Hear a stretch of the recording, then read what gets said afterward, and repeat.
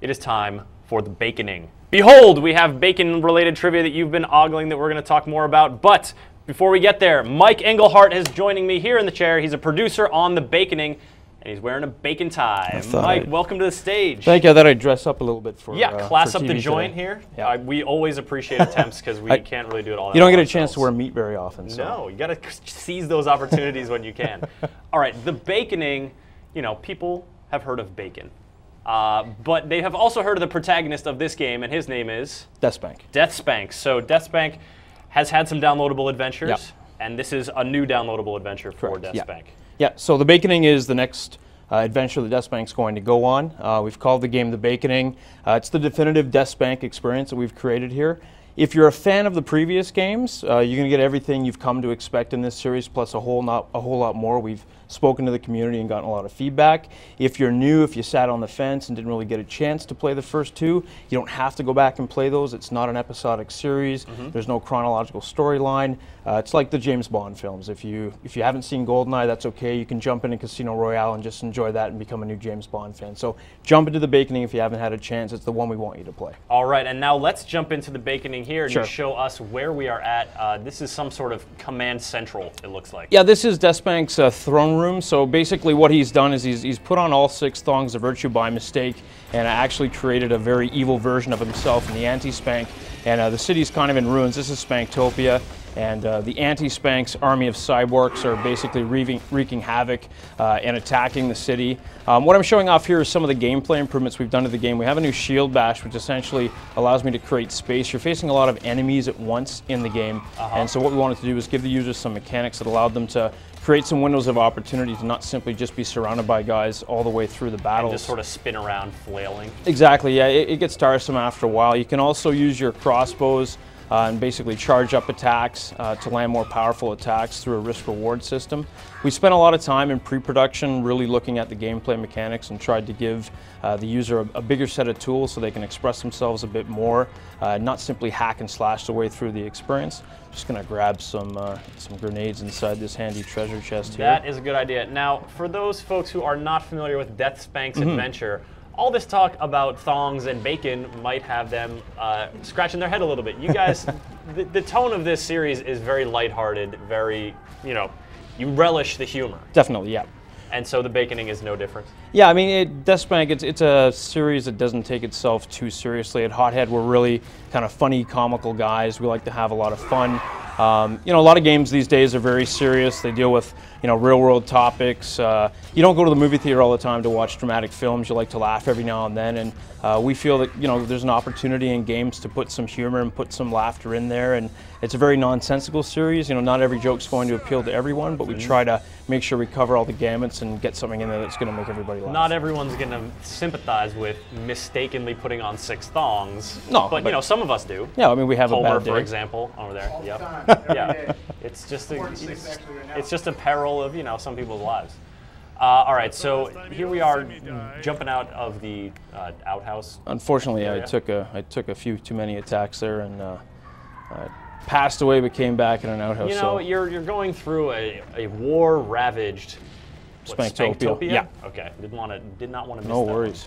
And so you're fighting these cyborgs. The cyborg dudes are going to be sort of the main enemy here. Yeah, they fight alongside the anti-Spank. They're kind of half orc and half cyborg. The game is actually more of it's a sci-fi inspired version this time around. So there's a lot of references to sort of pop culture sci-fi stuff. You'll notice the suit he's got on right now is Tron inspired suit. We've got references to Star Wars, the Jetsons. Actually, one of the coolest areas in the game is called the Forest of Tomorrow, which features sort of a Jetsons 50 sci-fi movement style of environments where we've got the nuclear family and this really crazy creature named Muto who is sort of an edible abomination with licorice for organs, and he's a bit of a mess. And if you folks are wondering what Muto looks like, he's right here. You could have him on a t-shirt if you stay tuned to the end of the show to win trivia prizes.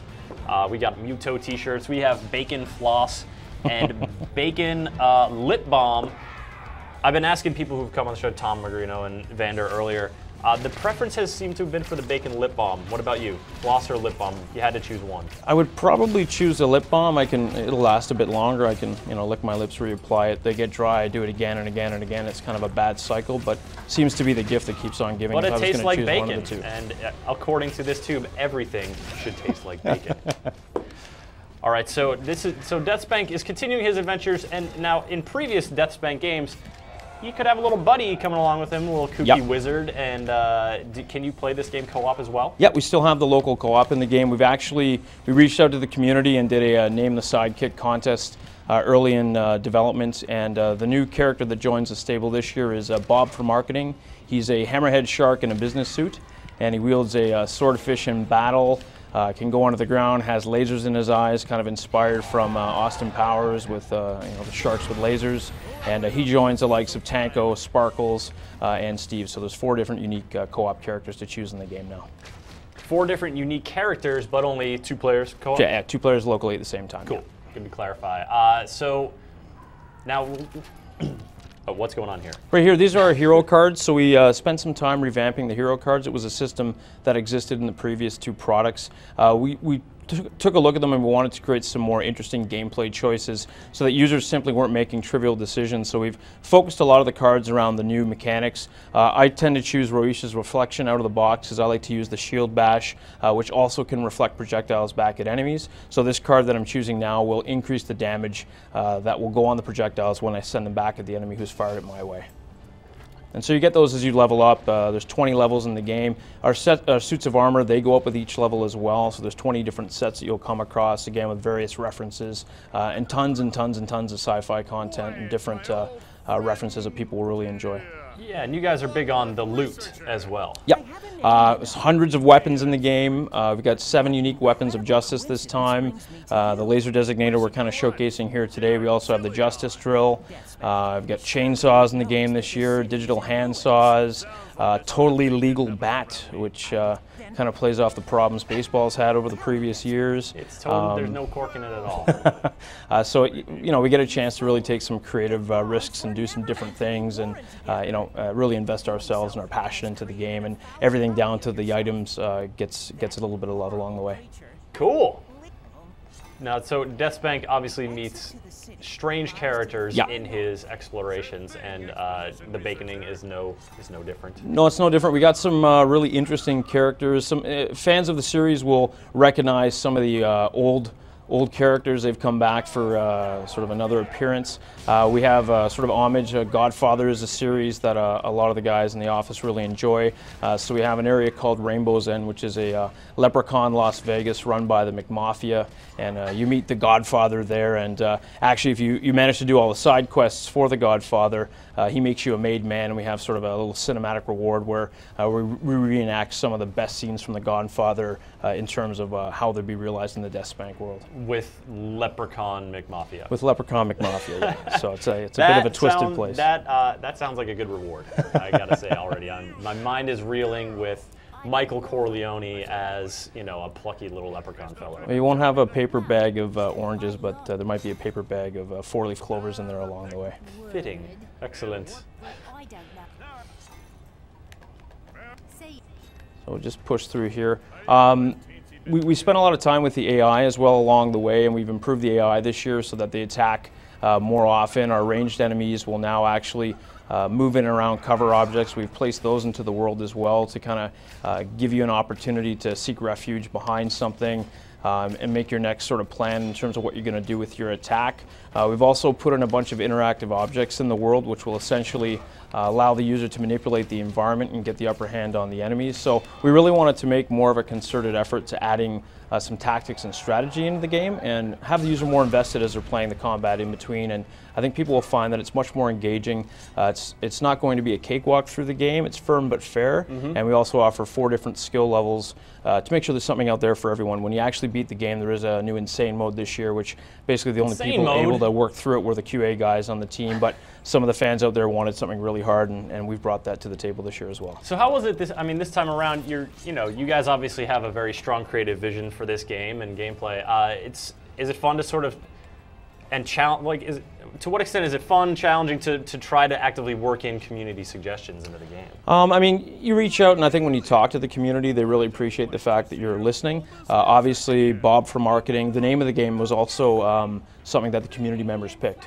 So we held a Name the Next Game contest, and the baconing was just something that wrapped around our story, no pun intended, quite well. And so we use that in the game. And I think as long as you're listening and you take things into consideration, and having a chance like this to explain to people what we've put into the game, the fans are the ones that are buying the game. They're the ones that are helping us do what we do for a living. So we incorporate what makes sense, but I think the biggest thing is that we're listening. And when you listen, I think that counts for a lot at the end of the day. Excellent. Now, speaking of community, our community has been asking, one, where did you get that tie? This tie actually was our marketing director, Oliver Birch, ordered it and advised me to wear it today on set. So possibly the internet, or you could get your hands on this very tie. Is that right? We're actually, you know what we're going to do? Because I'll take it off later, but we'll put this with the prize pack, and someone's going to be able to get their hands on this beautiful, beautiful piece of meat tie. On the beautiful bacon tie. And the other question folks are clamoring about in the chat room, when is the baconing coming out and on what platforms? So platforms, we haven't made an official announcement yet, but you can sort of use your best guess and determine which sort of digital boxes they'll be coming to. We will be releasing on PC and Mac, we can say that. And as far as a final release date, right now we're in submission and we're going through sort of all the red tape that comes with that fun process. Yes, and delightful. The goal is to still be out in the summer. We don't have a defined date yet. We want to try to simul-ship all the platforms at the same time. But once we have that date, we'll let people know and they'll know when they can get their hands on it. Mike Engelhardt, thank you so much for joining us, folks. That was your look at the baconing, and that's coming later this year if Mike has his way and then don't get caught up with strict bacon-related laws in the QA process.